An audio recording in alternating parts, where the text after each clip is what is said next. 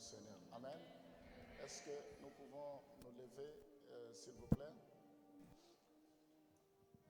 La Bible, si on peut baisser un peu. La Bible dit, si un membre du corps est malade, c'est tout le corps qui est malade. Nous voulons prier, peut-être il y a des gens que vous connaissez qui sont de la communauté, qui sont malades. Nous allons demander la guérison. Merci pour le témoignage que nous avons écouté tout à l'heure. Alors, la personne qui a modéré, c'est son mari. Alors, elle ne nous a pas dit que c'était son épouse. Elle a dit seulement Maman Yolène pour ceux qui ne connaissent pas. Donc, c'est un couple. Et je voulais aussi profiter pour dire que quand on est malade, aller voir le médecin, aller faire des examens, ce n'est pas une mauvaise chose. C'est ce qu'elle a fait. Vraiment, nous avons la foi, nous prions, mais aussi il y a d'autres maladies qui nécessitent que nous soyons consultés. Alors nous allons prier pour Papa Denis qui est malade. Je discutais avec lui ce matin. Et si vous connaissez aussi d'autres personnes qui sont malades, nous allons les recommander entre les mains du Seigneur. Élevons nos mains, demandons la guérison dans le nom de Jésus. Je prie pour que tous ceux qui sont malades soient guéris maintenant. Je réclame la guérison au nom de Jésus. Je prie, Seigneur, pour que tous ceux qui sont malades guérissent au nom de Jésus. Shamana Santara Baba Baba Baba. Shamana Soto Kotoro Baba. Nous prions pour Papa Denis. Nous voulons, Seigneur, le retrouver parmi nous le dimanche prochain au nom de Jésus. Nous t'avons ainsi prié. Shamana Santara Baba. Éternel Dieu Tout-Puissant, je prie pour te recommander cette parole que nous allons écouter ce matin, que tu prépares nos cœurs, que personne ne retourne tel qu'elle est venue, que tu puisses nous consoler, nous visiter, nous enseigner, que tu puisses nous édifier au nom de Jésus. Nous t'avons ainsi prié. Amen. Nous allons rester debout.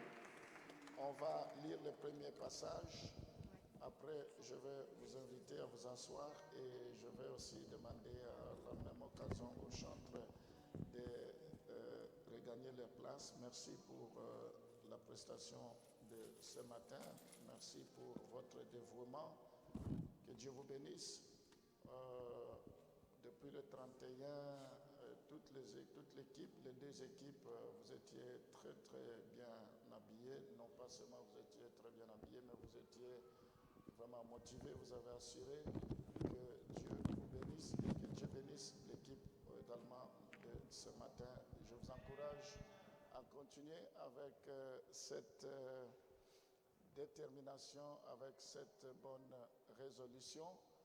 Non seulement le chantre, mais le protocole aussi. Et bref, tout le monde était très bien habillé pour la gloire du Seigneur.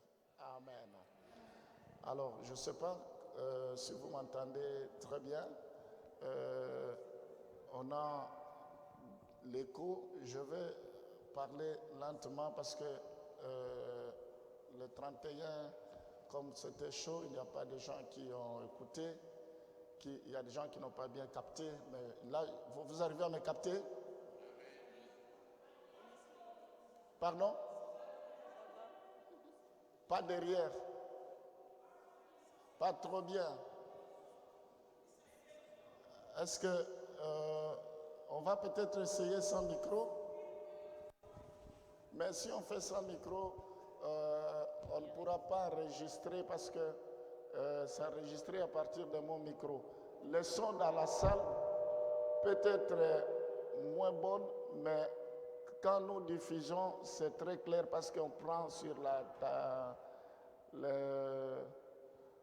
sur la régie. En tout cas, si on peut trouver une solution, parce que je ne peux pas commencer et que vous soyez là, vous n'écoutez pas.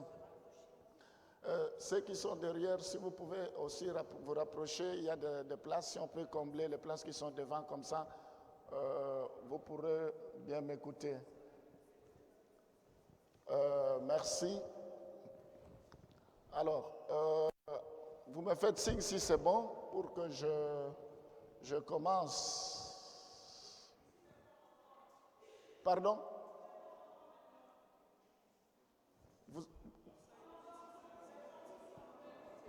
Ah, c'est bon. Ok.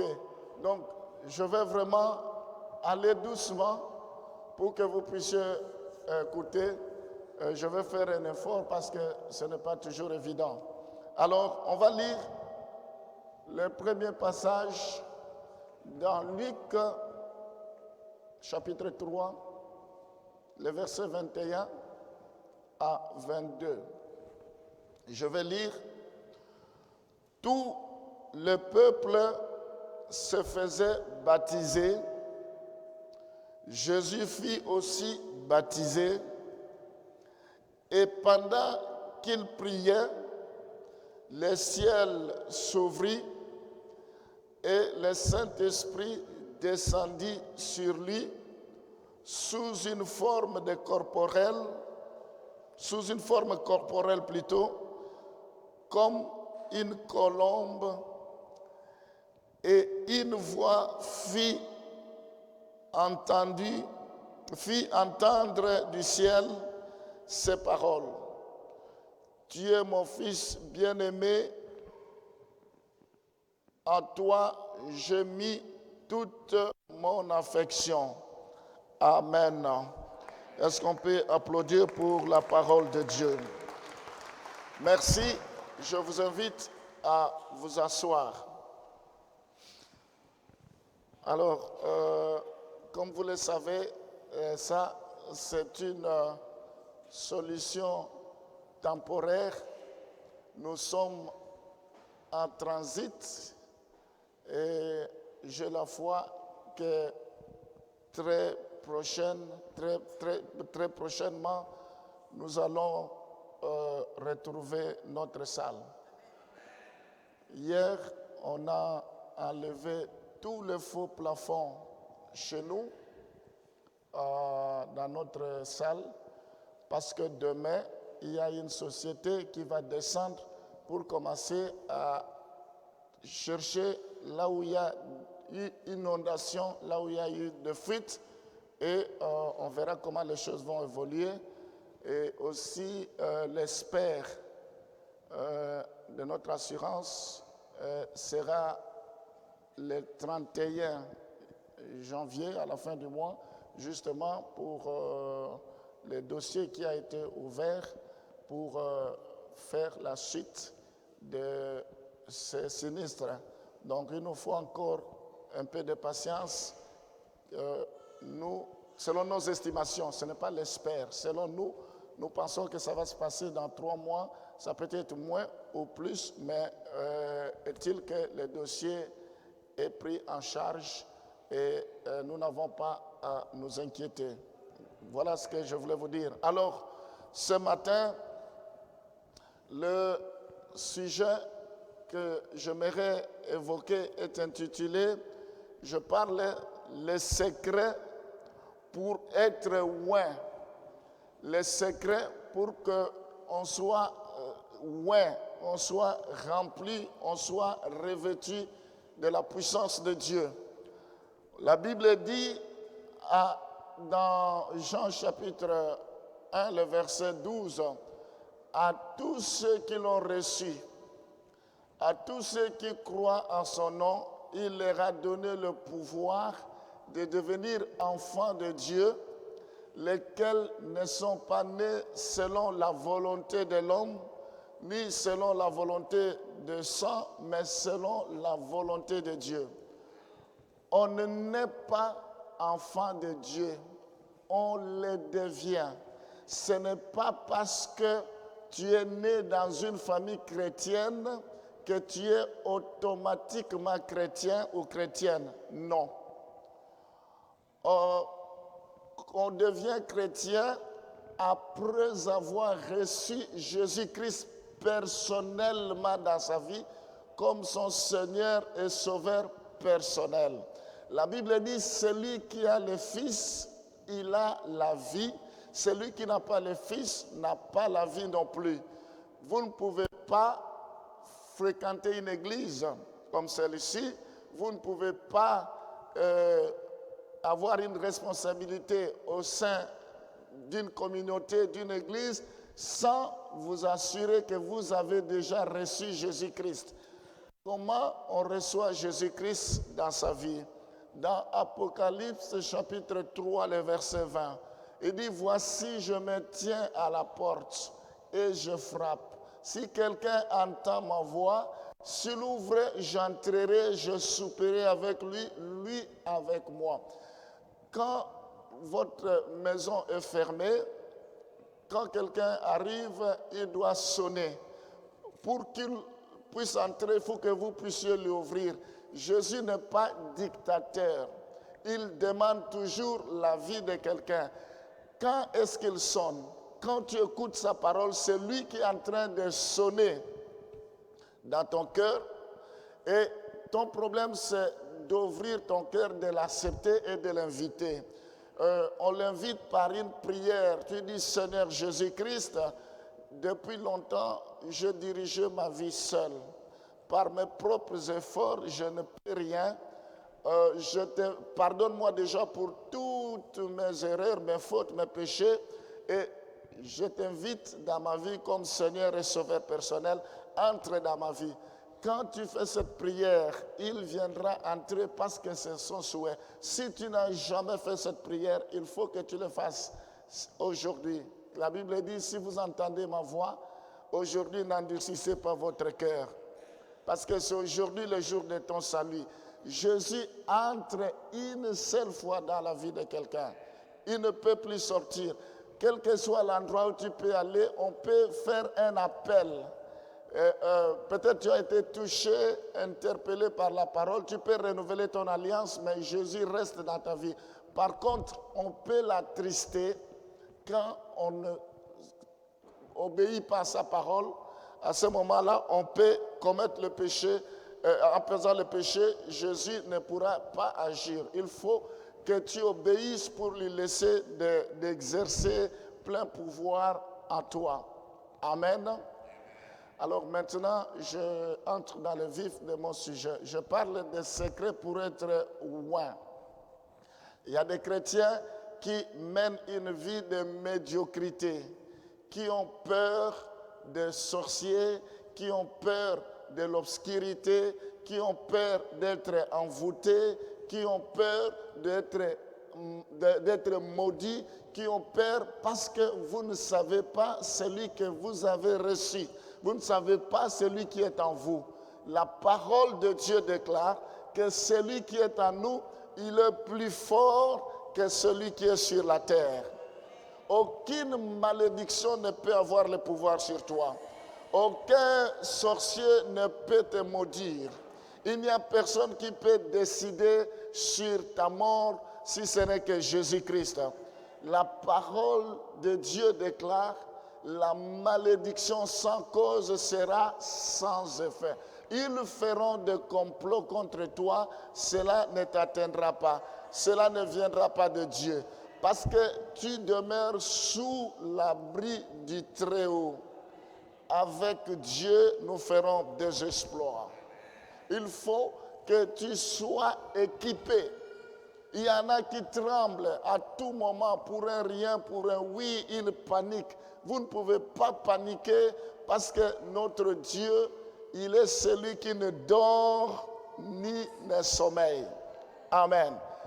Alors, le premier secret pour recevoir l'onction, le passage que nous venons de lire, pour être loin, Jésus-Christ est allé se faire baptiser auprès de Jean-Baptiste. Jean-Baptiste était le précurseur.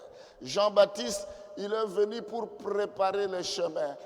Jésus était plus grand que Jean-Baptiste parce que Jean-Baptiste est une créature. Mais Jésus, il est le créateur. Il est Dieu. Jésus-Christ se suffit de par lui-même. Il est la parole. La Bible dit au commencement était la parole. Cette parole était avec Dieu. Cette parole s'est fait chair. Cette parole est venue. Donc la première chose, pour que tu sois loin, il faut que tu sois humble.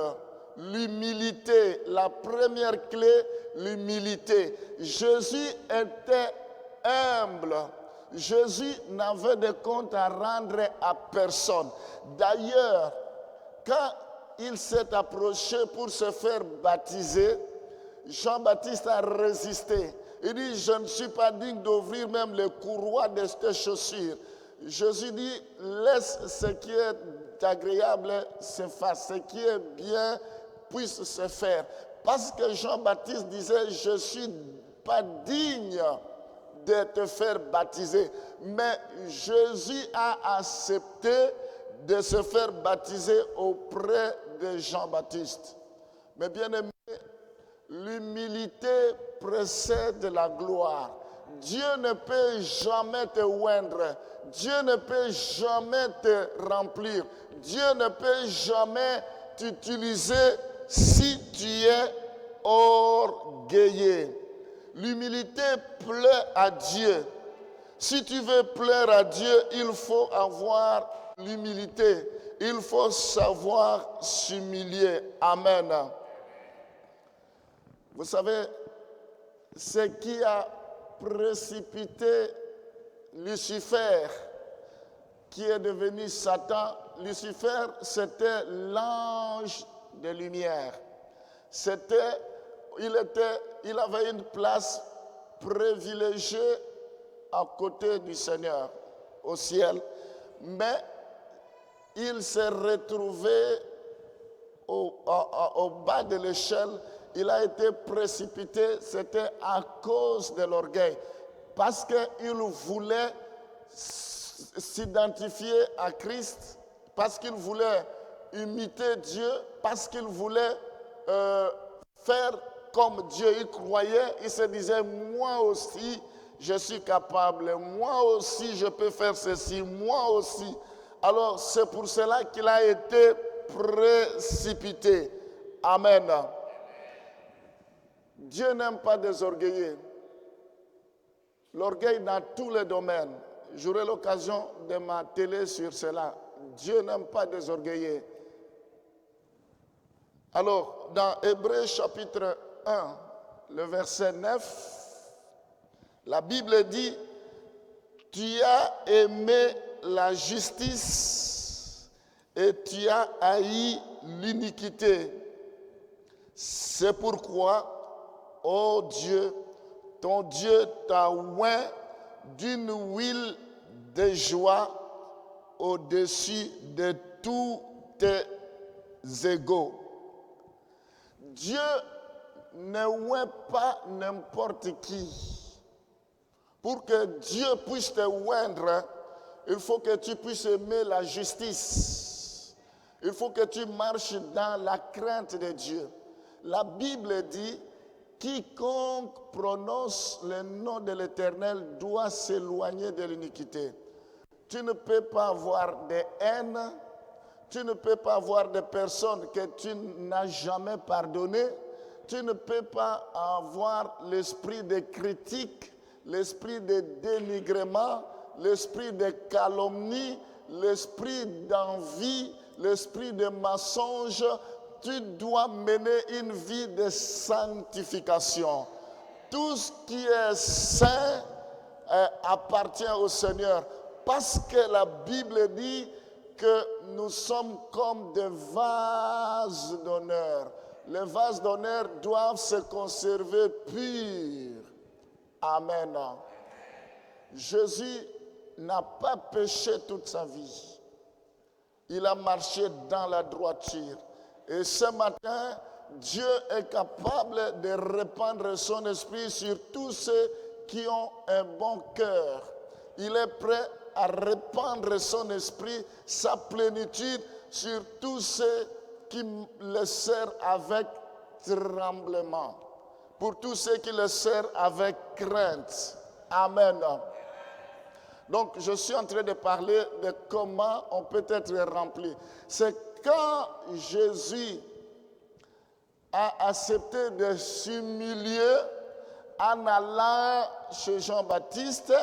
La Bible dit, il a été loin, il y a eu une voix qui est, d'abord une colombe qui est descendue sur lui, une colombe qui est l'image du Saint-Esprit, et une voix est sortie pour dire, celui-là est mon bien-aimé à qui j'ai mis toute mon affection. Si Jésus s'était dit, moi je suis le Créateur, moi je connais tout, moi je n'ai pas besoin de Jean-Baptiste, moi je ne pouvais pas aller lui dire, lui Jean-Baptiste, de venir vers moi, mais il ne serait pas rempli du Saint-Esprit. L'orgueil, c'est un obstacle pour que tu sois rempli du Saint-Esprit. Tu dois éviter toute forme d'orgueil. Amen. En dehors de l'orgueil, donc il s'est éloigné de péché, comme de l'iniquité, comme je viens de le dire tout à l'heure. Alors dans Matthieu, chapitre 18, le verset 4, la Bible dit ceci, c'est pourquoi quiconque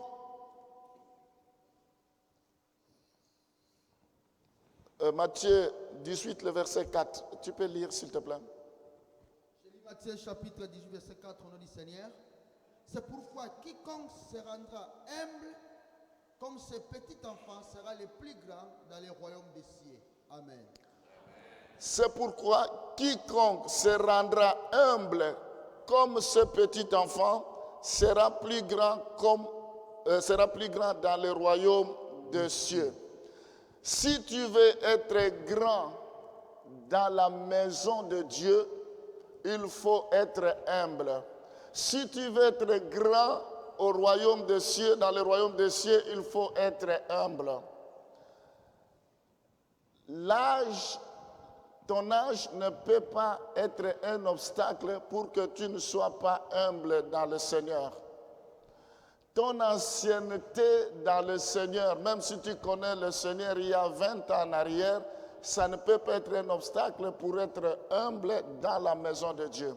Le fait d'avoir une responsabilité, par exemple le pasteur Jean-Pierre, qui est mon adjoint, mon assistant, et tous les autres pasteurs, ça ne peut pas vous empêcher de ne pas être humble. Amen. Dieu résiste aux orgueilleux. Alors il y a une discussion qui a surgi au milieu des apôtres. Ils voulaient savoir qui était le plus grand. Quand Jésus a appris cela, il dit, honte à vous, celui qui veut être plus grand soit le serviteur de tous les autres. Donc, si tu veux être grand, il faut être humble. Ça ne sert à rien de vous disloquer, de vous disputer par rapport au grade, par rapport à ceci, par rapport à cela. Même si tu es venu dans l'église depuis le jour de la création de l'église et quelqu'un vient d'arriver aujourd'hui, ce n'est pas pour autant que tu ne peux pas être humble à son égard. Amen. Dieu regarde l'humilité. L'humilité, c'est le secret de la victoire. L'humilité, c'est le secret de l'élévation. L'humilité, c'est le secret pour recevoir la plénitude. Il y a des gens qui sont des arrogants parce qu'ils ont bac plus 5, bac plus 10. C'est bien de faire des études, mais laisse-moi te dire, tout cela est vanité de vanité. Ce n'est pas parce que vous donnez la dîme, ce n'est pas parce que vous donnez des millions à l'église que vous devez être orgueilleux et que vous devez regarder tout le monde de haut et que vous ne devez plus avoir d'égard aux gens. Quels que soient les millions que vous voulez donner, vous devez être humble devant le Seigneur. Et ce matin, Dieu va libérer une onction spéciale pour tous ceux qui sont humbles. Amen. Ce n'est pas parce que vous parlez en langue, ce n'est pas parce que vous imposez les gens, les mains ils tombent, ce n'est pas parce que vous prophétisez que vous pensez que les autres sont de vauriens, les autres ne sont pas utiles. Laisse-moi vous dire, plus vous êtes humble, plus Dieu vous équipe. Plus vous êtes humble, plus Dieu vous affermit. Plus vous êtes humble, plus Dieu vous rajeunit. Plus vous êtes humble, plus Dieu continue à déverser de l'huile. Amen. Les gens, des fois, ils discutent même pour des futilités. Moi, je suis en Europe depuis longtemps, je connais, mais ça veut dire quoi? Je suis là, je connais l'île comme ma poche. Mais ça veut dire quoi? Espèce d'orgueilleux. Dieu a besoin de gens qui sont humbles. Que tu sois là depuis, gloire à Dieu. On a besoin de gens qui sont là avant, comme ça ils pourront nous montrer le chemin à ceux qui viennent. Mais ce n'est pas un prétexte d'être orgueilleux, de penser que les autres ne connaissent rien. Il n'y a que vous qui connaissez. Alors Jésus était humble. C'est ça la première clé pour être rempli du Saint-Esprit. Est-ce qu'il y a des gens qui cherchent l'humilité ce matin? La Bible déclare dans Jacques chapitre 4, le verset 10, « Humiliez-vous devant le Seigneur et il vous élèvera. » Amen. Si tu t'humilies devant le Seigneur, il y a quelque chose qui m'arrive. Vous savez, il y a deux personnes, un pharisien et un publicain, qui devraient prier. Les pharisiens disaient, Seigneur, regarde celui qui est à ma droite, à ma gauche, c'est un pauvre pécheur. Voilà ce qu'il fait, voilà sa vie. Et il faisait des éloges. Moi, je te sers, moi, je sais, moi, je fais ceci, moi, je fais cela. Mais le publicain n'osait même pas regarder le ciel. Humblement, il dit, mea culpa, aie pitié de moi, je ne suis pas digne. Quand Jésus, après que les deux ont fini de prier, Jésus dit, celui qui a bien prié, c'est celui qui était humble. Amen. Même si vous priez bien, il faut être humble. Même si vous parlez français très bien que les autres, il faut être humble. Même si vous avez, je ne sais pas, beaucoup d'argent, beaucoup de maisons, il faut être humble. La Bible dit, à quoi sert-il à un homme de tout gagner, mais il perd son âme? L'orgueil peut t'amener en enfer. L'orgueil peut te fermer le ciel. L'orgueil peut te fermer. Jésus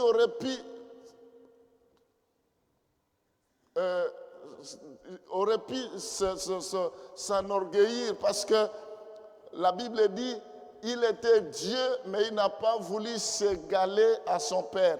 Il a accepté même la mort de la croix. Il a accepté de s'humilier jusqu'à la mort. C'est alors que Dieu l'a souverainement élevé. La Bible dit, ayez les sentiments qui étaient en Jésus, les sentiments de l'humilité. Lui qui n'a pas voulu s'égaler à son Père. En ayant l'orgueil, vous n'avez pour père le diable. Parce que Jésus, il est humble. Il s'efface. On est venu pour l'arrêter. Mais on ne l'a pas repéré parce qu'il était comme un homme simple. Il a fallu que Judas puisse dire que celui que je vais baiser, c'est celui-là. Si Judas n'avait pas donné ce code-là, on n'allait pas repérer parce qu'il était au milieu des apôtres comme Monsieur Tout-le-Monde. Amen. Que les gens vous donnent des honneurs, que les gens ne vous donnent pas des honneurs, tout pour la gloire du Seigneur. Mais soyez humbles. vous allez attirer la faveur de Dieu sur vous. Vous allez attirer la grâce de Dieu sur vous. Vous allez attirer l'humilité, même quand on commet des erreurs, savoir s'humilier, savoir reconnaître. Il y a des gens qui sont, qu'ils ont toujours raison. Qu'ils ont toujours raison en tout et pour tout. Toujours raison. Même s'ils savent qu'ils ont commis des erreurs, mais ils ne veulent pas s'humilier. Tout le monde a besoin de l'humilité. Amen. Alors ça, c'est la première clé. La deuxième clé.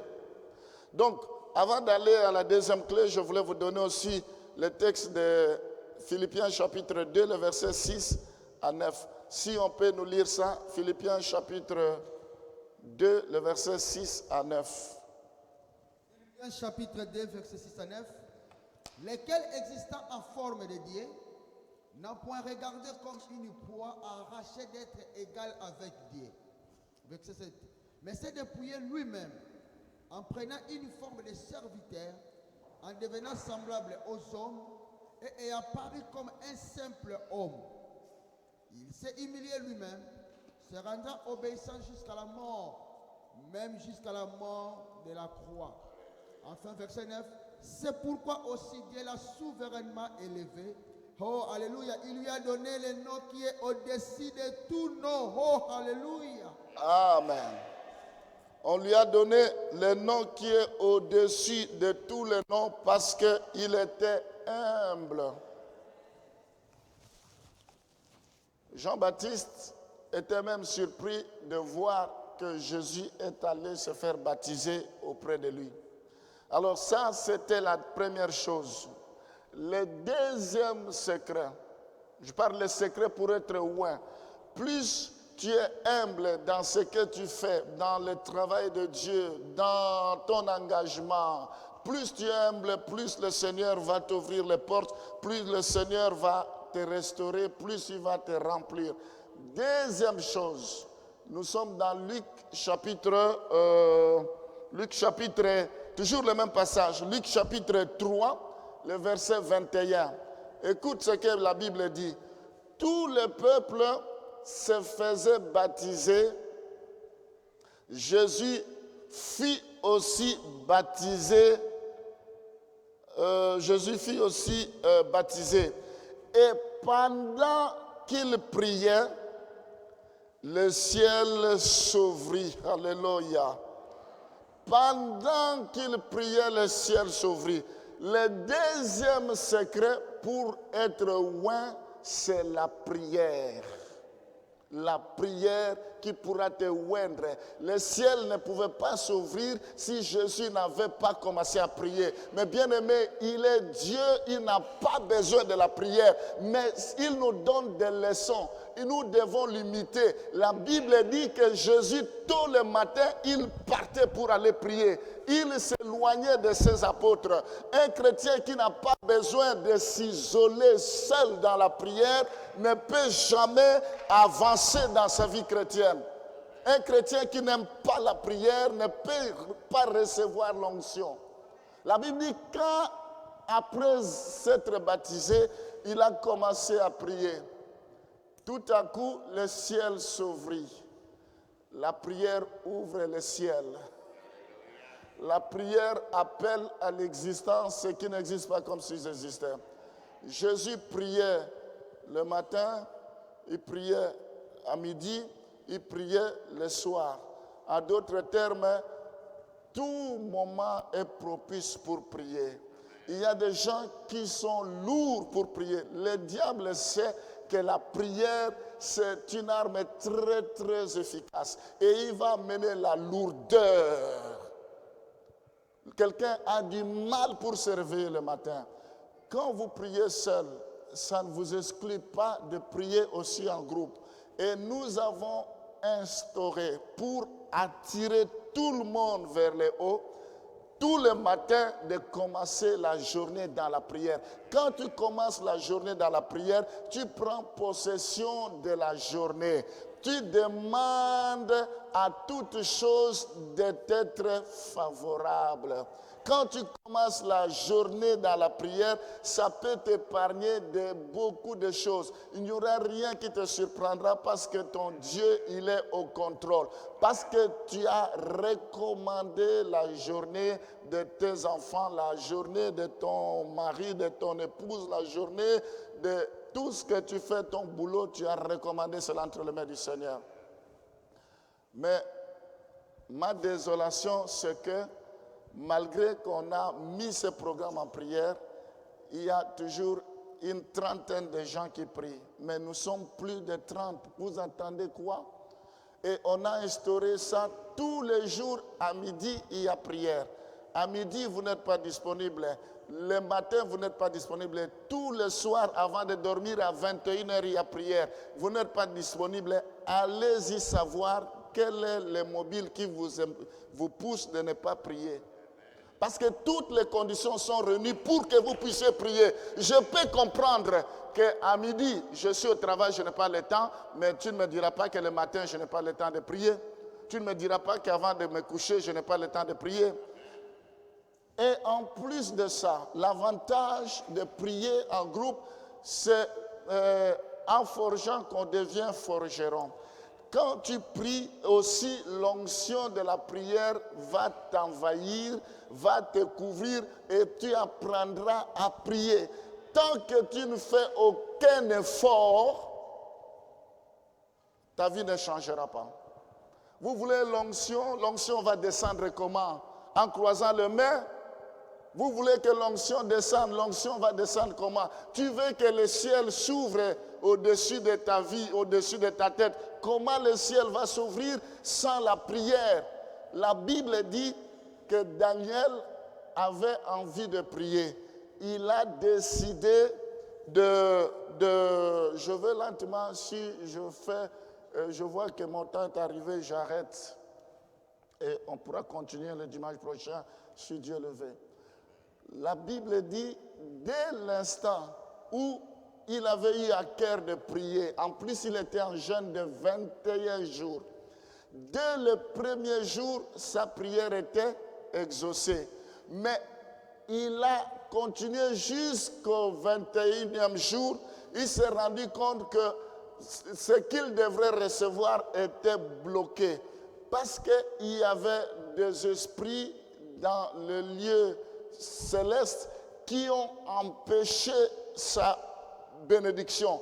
Et la Bible dit, Dieu a dû envoyer par un vol rapide un ange pour débloquer la situation. Amen. Il y a des situations qui peuvent être débloquées que par la prière. Les apôtres ont dit, Jean-Baptiste apprend à ses disciples à prier. Nous aussi, nous aimerions que tu nous apprennes à prier. Laisse-moi te dire, celui qui ne sait pas prier ne peut pas vivre de grandes choses avec Dieu. De grandes choses, c'est dans la prière. Je prie pour que Dieu répande l'onction de la prière. C'est alors que tu seras rempli. C'est alors que tu cesseras de mener une vie de médiocrité.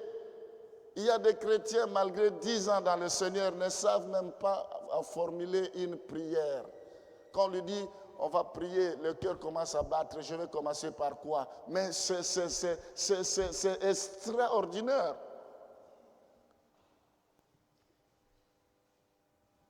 La Bible dit, nous ne savons pas prier parce que l'Esprit de Dieu nous aide par des soupirs inexprimables.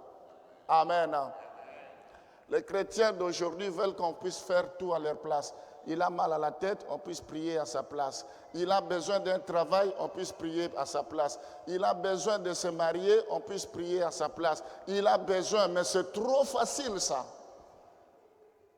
Il faut savoir payer le prix. Il faut se battre. Depuis Jean-Baptiste jusqu'à présent, le royaume des cieux est forcé. Ce sont des violents qui s'en emparent. Tu ne fais aucun effort pour améliorer ta vie de prière avec le Seigneur. On dit, nous allons manger, tu vas faire la prière. Et toi, tu vas commencer à prier pour chasser les démons. Mais quel rapport y a-t-il entre la prière de manger et la prière de chasser les démons? On dit, on va maintenant prier pour demander le sang de Jésus, mais toi tu pries, Seigneur, remplis-moi. Quel rapport y a-t-il entre la prière de la plénitude et la prière du sang de Jésus? Donc les gens sont dans la confusion, ne savent pas quel genre de prière. Il y a la prière d'action de grâce, il y a la prière de remerciement, de louange, d'adoration, il y a la prière de pardon, il y a la prière de confession, il y a la prière, il y a plusieurs sortes de prières. Et ça, il faut que vous alliez chercher ça. Les chrétiens sont incapables de rester 1 heure dans la prière. Jésus a dit, mais vous êtes incapables sur la montagne de Gethsémani avec Jean, Pierre et Jacques. Incapables de faire 1 heure du temps dans la prière avec moi. Oui, il y a un commencement pour toute chose. On ne naît pas en apprenant à prier. Tout ça s'apprend. Pour faire une cuisine, ça s'apprend. Pour faire des gâteaux, pour faire ceci, ça s'apprend. De la même manière, tu peux aussi apprendre à prier. Le fer aiguise le fer. Amen. Si vous êtes à côté du fer, le fer va vous aiguiser. Si vous vous connectez tous les jours, vous allez être aiguisé et vous allez commencer à prier et vous serez infatigable. Et moi, ce qui m'étonne, j'observe, il y a des gens, le matin, ils coupent le micro. À midi, ils coupent le micro. Le soir, ils coupent le micro. Donc, même lui-même, chez lui, il est incapable de prier pour qu'on entende. Couper le micro veut dire quoi? Supposons que c'est vous qui dirigez et tout le monde coupe le micro. Est-ce que tu serais content? Vous allez commencer à prier Rama, Santa, Rama, seul comme s'il n'est pas là. Oui, on coupe le micro s'il y a des bruits, s'il y a des gens à côté. Mais il faut parler. Vous avez peur de quoi pour qu'on ne puisse pas écouter vos prières? En fait, vous n'êtes pas sûr de vos prières. Vous allez dire on va vous moquer de vous. On est là pas pour vous moquer de vos prières. Les directives, il faut que tout le monde parle. La Bible dit qu'ils étaient dans la chambre haute et ils commençaient à prier tous. Commençaient à prier tous. Quand vous coupez le micro continuellement, ça veut dire que vous ne savez pas prier. Vous êtes en train de fuir. Vous êtes en train de fuir. Mais quand on prie, on n'a même pas besoin de vous écouter parce que tout le monde parle. Rama Santa Yaka Mama. Alors on allume le feu. Alléluia. Les gens cherchent des grands ministères. Moi, je veux être un grand homme de Dieu. Moi, je veux être rempli. Moi, j'ai des dons de ceci, de cela. Mais ils payent le prix. Ils prient. Ils passent des heures et des heures devant le Seigneur. Mais toi, tu ne peux pas consacrer le temps devant le Seigneur. Et tu veux, moi, je suis un grand homme de Dieu, une grande servante de Dieu. Ça va venir comment? Ce sont des illusions que vous êtes en train de faire. Ce sont des illusions. Dieu ne pourra jamais opérer de grandes choses avec toi tant que tu négliges la prière. Même Jésus lui-même priait. Il a même jeûné 40 jours. Amen. Troisième secret pour être rempli. Est-ce qu'il y a des gens qui veulent la prière? La Bible dit ne reportez pas demain ce que vous pouvez faire aujourd'hui. Quand c'est les anniversaires, le message afflue. Anniversaire, bon anniversaire. Quand c'est la prière, les gens se tuent. Ils regardent, ils vont zapper. C'est comme s'il n'a pas vu le message. Comme s'il n'a pas vu le message. Mais quand c'est l'anniversaire, ma soeur, que Dieu te bénisse. Mon frère, que Dieu te bénisse. La Bible dit, priez sans cesse. La Bible dit, dans les derniers jours, les gens auront de la démangeaison. Pour prier, ils auront de la démangeaison pour lire la parole de Dieu. Tout, mais pas la prière. Tout, mais pas la parole de Dieu. Mais j'aimerais que nous soyons une église qui aime la parole de Dieu. Une église qui aime la prière. Quand on dit prions, nous devons tous prier. Nous devons tous mouiller les maillots. Il n'y a pas quelqu'un qui prie plus que les autres. Tous selon sa grâce. Parce que l'union fait la force. La Bible dit, si 2 ou 3 s'accordent sur la terre pour demander quelque chose, cela leur sera accordé. Amen. La troisième chose, le troisième secret. Luc chapitre 3, le verset 23. La Bible dit, Luc chapitre 3, le verset 23. Jésus avait environ 30 ans lorsqu'il commença son ministère, étant, comme on le croyait, fils de Joseph. Tu peux nous lire cela, pasteur Bob? Luc chapitre 3, le verset 23. Chapitre 3, le verset 23. Jésus environ 30 ans lorsqu'il commença son ministère, étant, comme on le croyait, fils de Joseph, fils d'Élie. Je continue? Non, c'est bon. Amen. Ici, Jésus, en tant que Dieu, il a commencé son ministère à 30 ans. Il aurait pu commencer le ministère à 12 ans. Il aurait pu commencer le ministère avant. Alors pourquoi il a attendu seulement 30 ans? Pour recevoir l'onction, il faut attendre la saison de Dieu. Il y a une saison pour toutes choses. Il y a des gens qui veulent se lever par leurs propres moyens. Dieu va t'abaisser. Ça n'ira pas loin. Il y a des gens qui veulent s'auto-programmer par leurs propres moyens. Ça n'ira pas loin. Il faut attendre le temps de Dieu, la saison de Dieu. Si c'est la saison de Dieu, personne ne peut te mettre des barrières. Si c'est la saison de Dieu, personne ne pourra résister. Même s'il y a des gens qui te résistent, Dieu va effrayer un chemin. La saison de Dieu. Dieu, c'est un Dieu de saison. La Bible dit qu'il y a un temps pour naître, il y a un temps pour mourir. Il y a un temps pour toutes choses. Ne fais pas des choses par imitation. Parce qu'un tel fait, moi aussi je dois le faire. Parce qu'il faut qu'on me voie. Si tu fais des choses avec des a priori derrière la tête, tu es en train de perdre le temps et Dieu va te confondre.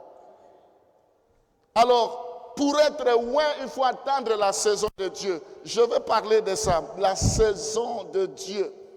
Alors, pourquoi Jésus fut-il loin quand il avait 30 ans? Pourquoi Jésus ne fit-il pas loin plus tôt?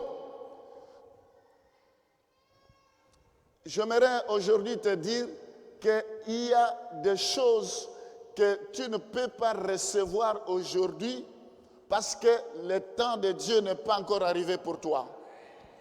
Oh, je croyais que vous alliez dire Amen. Il y a des promesses que Dieu a données à la trompette. Tu peux dire, mais depuis que Dieu a parlé, je ne vois rien. Ce n'est pas ton affaire, c'est l'affaire de Dieu.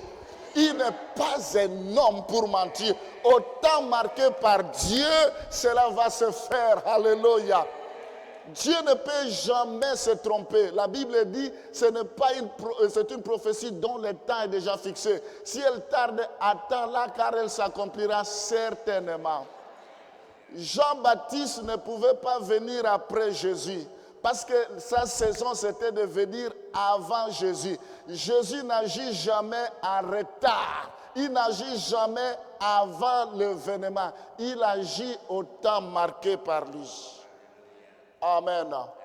La saison de Dieu. Je suis en train de prophétiser que ta saison arrive maintenant. La saison de te marier va arriver pour toi. La saison d'avoir des enfants va arriver pour toi.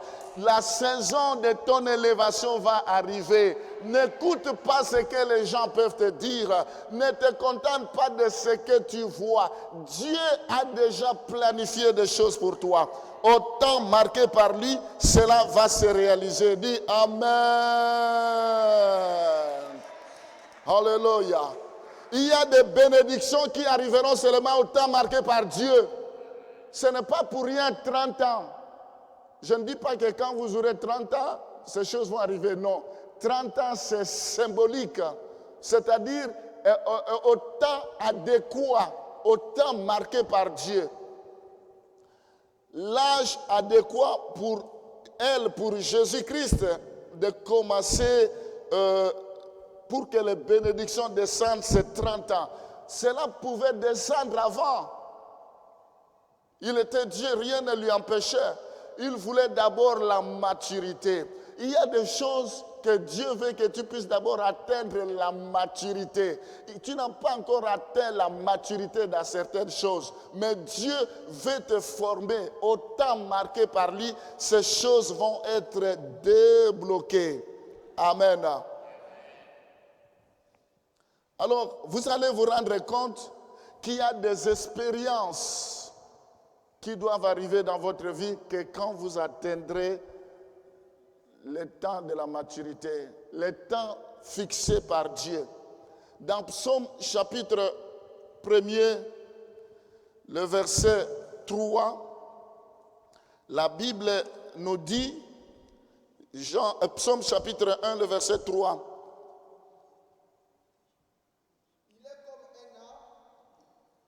il est comme un arbre planté près d'un courant d'eau qui donne son fruit à sa saison. À sa saison. Et le feuillage ne se flétrit point.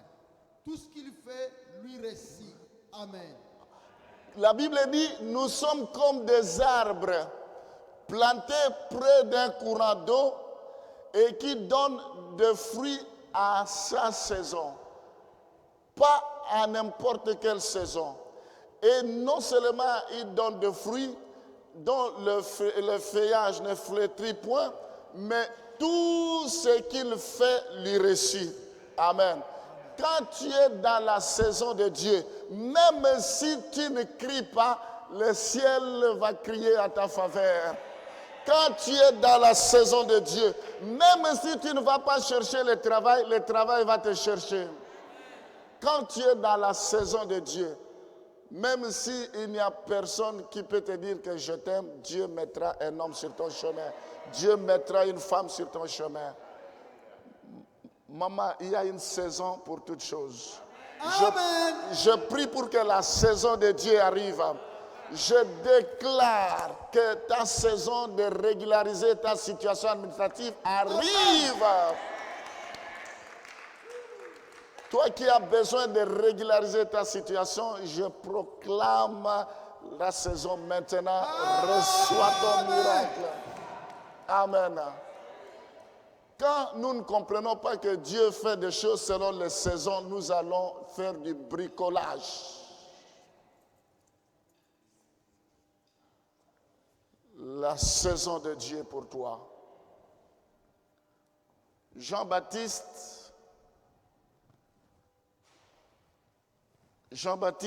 a attendu aussi. Je vais retrouver ça. Alors, je prie pour que la saison pour toi arrive, la saison de ta guérison, la saison de ton travail. Jean-Baptiste avait environ 30 ans quand il a commencé le ministère. Jean-Baptiste. Vous allez voir la similitude.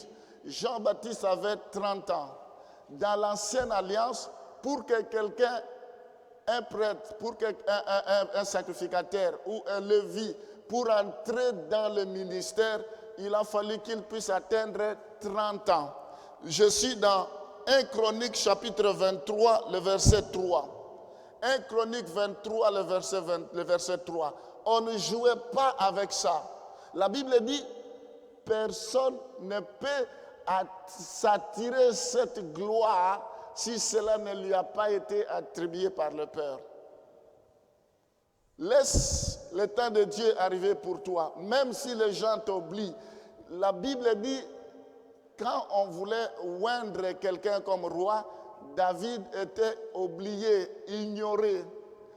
Le prophète dit, vous n'avez que ça comme enfant, vous n'avez pas d'autres enfants. Ils ont dit avec dédain, nous avons encore un autre qui est dans la forêt, qui est en train de paître les troupeaux. Il dit, allez me le chercher. Aussitôt que Jésus se présenta, il dit, c'est celui-là que Dieu a choisi. Dieu ne regarde pas ce qui frappe aux yeux. Dieu ne regarde pas l'apparence. Dieu ne regarde pas la taille. Dieu ne regarde pas à l'âge. Dieu regarde au cœur. Amen. Si l'Éternel est pour toi, qui sera contre toi? Le pasteur Bob, 1 Chronique chapitre 23, le verset 3. On fit le dénombrement. Verset 3, la Bible dit, on fit le dénombrement des Lévites depuis l'âge de 30 ans et au-dessus, comptés par tête et par Non, non, tu peux laisser le dénombrement pour entrer dans le sacerdoce royal, pour entrer dans le sacerdoce, pour entrer dans le ministère. On tenait compte de l'âge de 30 ans. Ici, c'est prophétique. Et ce que je veux dire, c'est la saison de Dieu. La saison de Dieu.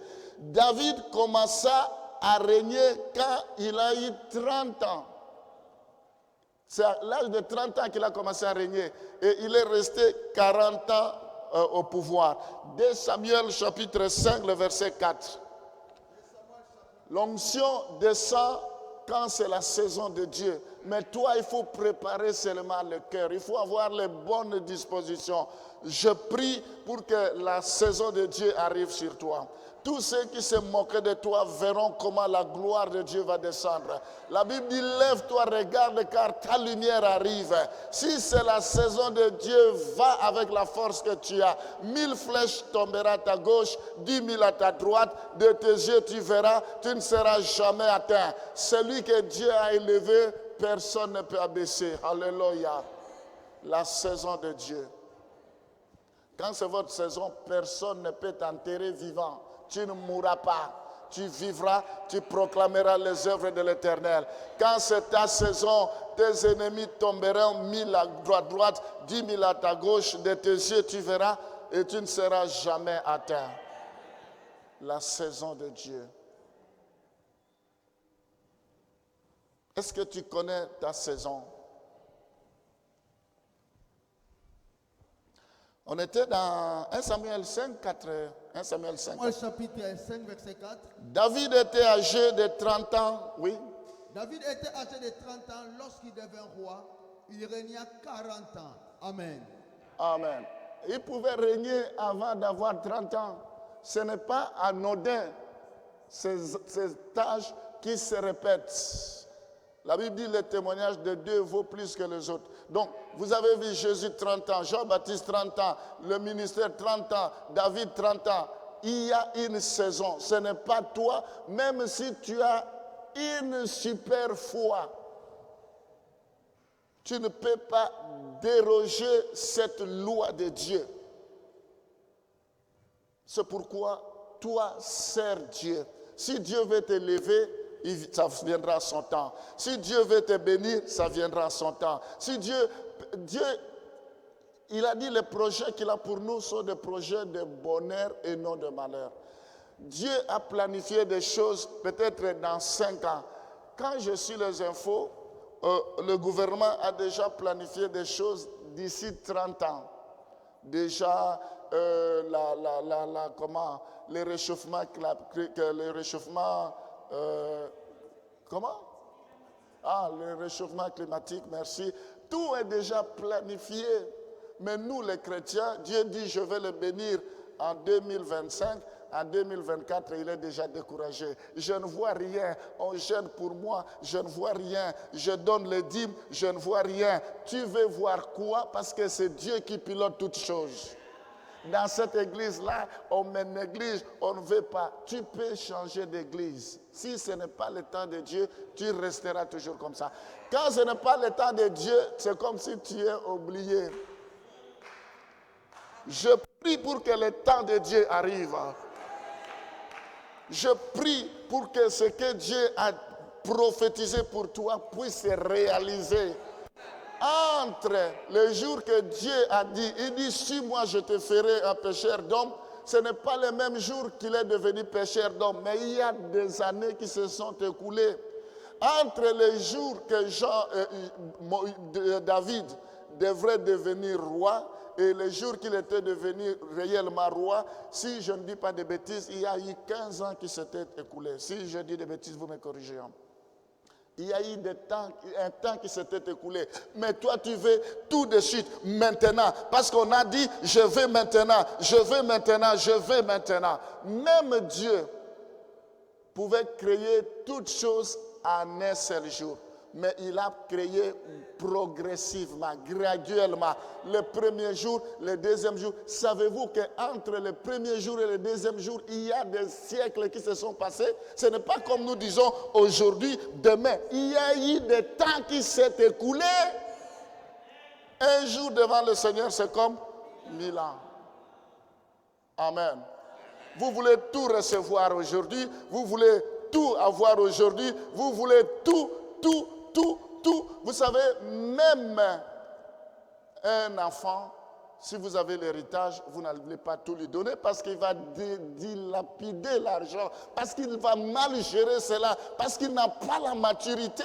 Dieu aussi fonctionne comme ça. Quand il regarde que cette bénédiction va t'écraser, va te faire du mal, il va dire non, j'attends encore. Entre-temps, toi, le cœur bouillonne, et tu risques de passer à côté des choses. Laisse Dieu te forger, laisse Dieu te préparer, laisse Dieu. Même si tu connais un seul verset, ce n'est pas que parce que tu connais un seul verset, tu es déjà devenu pasteur. Oh, moi j'ai l'onction, moi aussi.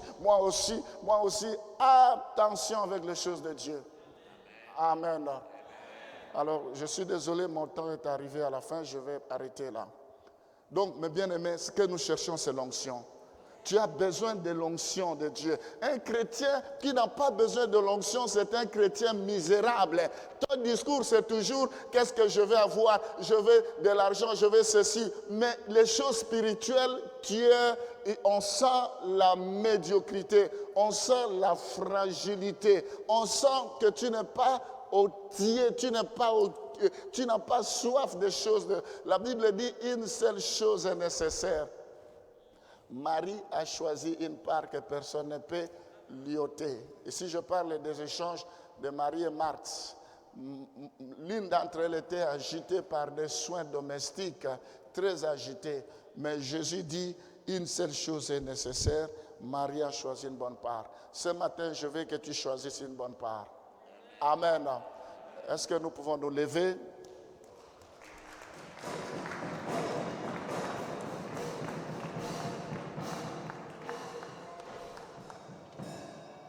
Alors, la dernière chose, le dernier secret, mais je ne peux pas développer, il faut s'accrocher à Dieu. La Bible dit, Dieu ouait Jésus. Paul explique ça, comment Dieu l'a oué. C'est Dieu qui oué, ce n'est pas un homme qui oué. Dieu a oué Paul, a oué Jésus. Dieu peut passer par ses serviteurs, mais il faut avoir une bonne relation, intimité avec Dieu pour qu'il puisse te oindre. Quel que soit ton âge, Dieu doit te oindre. Si tu veux être un chrétien puissant, un chrétien qui libère le feu, un chrétien, une femme de feu, un homme de feu, il faut aimer que Dieu puisse te oindre parce que l'onction crée la différence. Amen.